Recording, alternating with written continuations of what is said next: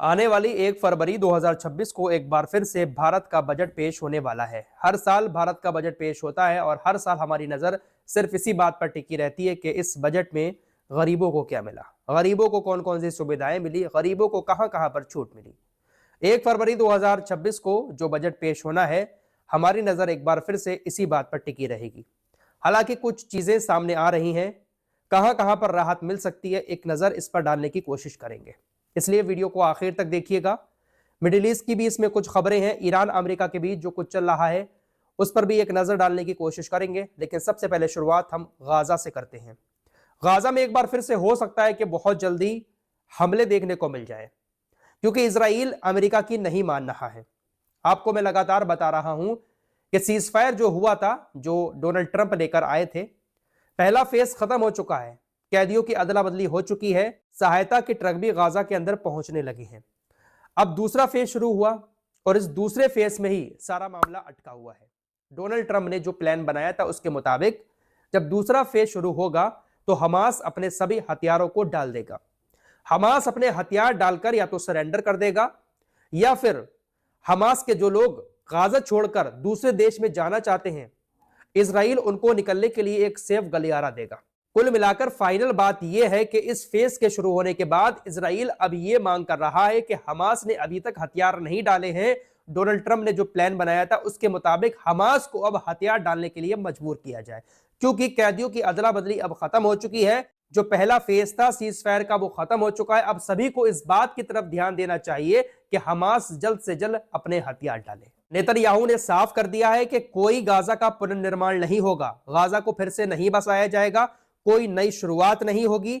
हमारा धैर्य जो है वो अब खत्म हो चुका है, पहले हथियार डालो, बाकी सारे काम बाद में होंगे। आपको मैं बता चुका हूं कि गाजा पीस प्लान तैयार किया है डोनाल्ड ट्रंप ने, जिसके मुताबिक गाजा को फिर से बसाया जाएगा। गाजा को कुछ इस तरीके से बसाने का प्लान तैयार किया है डोनाल्ड ट्रंप ने कि वहां पर बहुत सारे टूरिस्ट घूमने आए, बहुत सारा रोजगार वहां पर हो। गाजा को एक नए लुक में बसाना चाहते हैं डोनाल्ड ट्रंप, लेकिन इसके पीछे कहीं ना कहीं इनका खुद का अपना फायदा जरूर होगा। लेकिन नेतन्याहू इस बात के लिए बिल्कुल भी राजी नहीं हो रहा है। नेतन्याहू का यही कहना है कि हमास को सबसे पहले हटाओ, उसके बाद गाजा में कुछ होगा, क्योंकि नेतन्याहू को शायद ये डर है कि अगर गाजा बस जाता है और हमास हथियार भी नहीं डालता है तो हमास फिर से इसराइल के लिए बहुत मुश्किल पैदा कर सकता है। नेतन्याहू ने क्लियर कट ये बात बोल दी कि आसान रास्ता या फिर कठिन रास्ता जैसे भी हो, लेकिन गाजा में ये होकर रहेगा, हमास को हथियार डालने होंगे। इससे एक बात साफ तौर पर नजर आ रही है कि हमास को एक बार फिर से हथियार डालने के लिए इजराइल हमले करके मजबूर करेगा और हो सकता है कि इसकी शुरुआत बहुत जल्द नेतन्याहू की तरफ से कर दी जाए।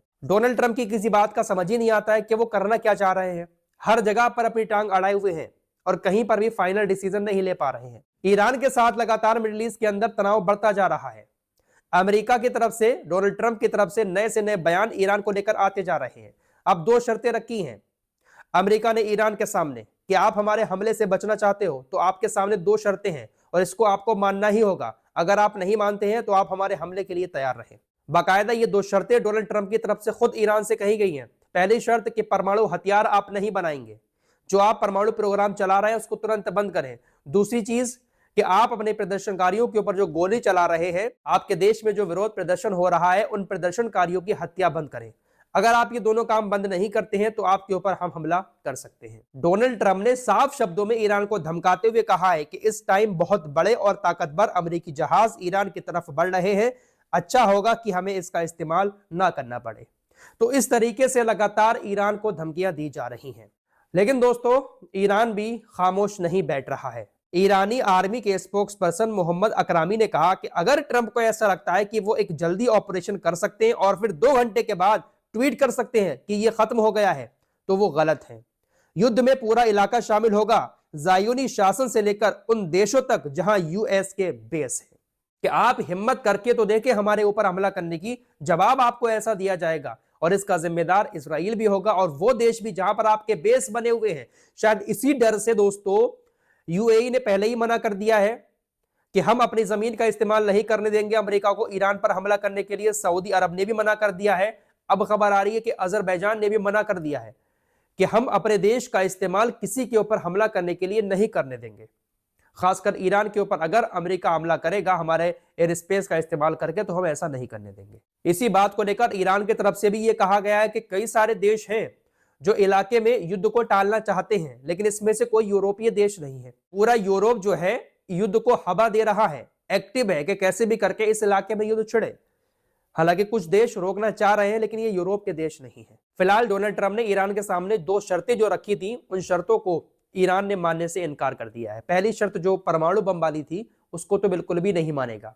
किसी तरह की कोई बातचीत ईरान अमेरिका से नहीं करेगा। दोस्तों, ईरान के पीछे सिर्फ अमेरिका और इजराइल जैसे देश नहीं है, बल्कि पूरा यूरोप लगा हुआ है। फ्रांस की तरफ से कहा गया है कि ईरान के अंदर जो लोग शांतिपूर्ण प्रदर्शन कर रहे थे, ईरान के शासन ने उन प्रदर्शनकारियों का जो दमन किया है, उनको मारा है। इसको लेकर फ्रांस ईरानी अधिकारियों के ऊपर प्रतिबंध लगाएगा। प्रतिबंध लगाने के साथ साथ ईरानी अधिकारियों की संपत्ति को भी फ्रीज कर दिया जाएगा।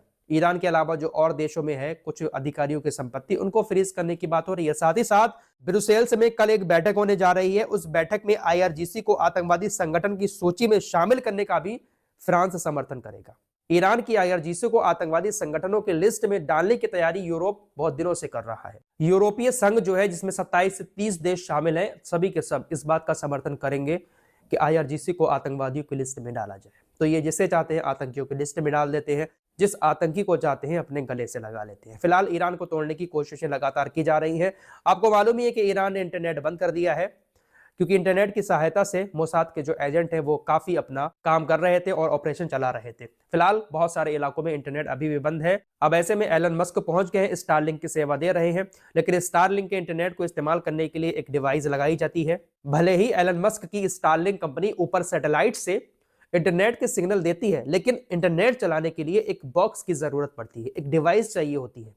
जैसे आप सभी के घर इंटरनेट लगा होगा, वायर वाला होगा, या अब तो एयर फाइबर भी आ रहा है, तो इसी तरीके से सैटेलाइट से इंटरनेट दिया जाता है स्टारलिंक कंपनी के द्वारा। भले ही देश के अंदर इंटरनेट बंद हो या ना हो, लेकिन सैटेलाइट से इंटरनेट स्टारलिंक की डिवाइस में कनेक्ट होकर इंटरनेट चलता रहता है। तो तकरीबन 51 स्टारलिंक की डिवाइस बॉर्डर पर ईरान की सेना ने जब्त की है। तस्करी करके उनको ईरान के अंदर पहुंचाया जा रहा है। जब डिवाइस ईरान के अंदर पहुंच जाएगी तो उसका इस्तेमाल करके सैटेलाइट से सिग्नल लेकर इंटरनेट चलाना आसान हो जाएगा। तो इस तरीके से ईरान को तोड़ने की कोशिशें की जा रही हैं।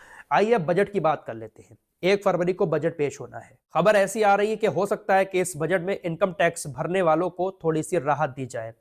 13 लाख तक की इनकम पर टैक्स फ्री कर दिया जाए। अब देखते हैं बजट पेश होने के बाद क्या खबर आती है। किसानों को जो इस वक्त 2-2 हजार रुपए की किश्त मिल रही है किसान सम्मान निधि की, उसमें 50% की बढ़ोतरी की जा सकती है। किसान सम्मान निधि 6,000 रुपए सालाना की जगह 9,000 हो सकती है बजट पेश होने के बाद। रेल इंफ्रास्ट्रक्चर की बात करें तो 300 प्लस नई अमृत भारत और वंदे भारत ट्रेनें चलाई जा सकती हैं। सरकार की तरफ से ये जो घर घर सोलर पैनल लगाए जा रहे हैं, इस सोलर पैनल की सब्सिडी को भी बढ़ाया जा सकता है। सरकार की तरफ से ये जो आयुष्मान कार्ड की सुविधा चलाई जा रही है, इसमें 5 लाख तक का 1 साल में फ्री इलाज है, इसको भी बढ़ाया जा सकता है।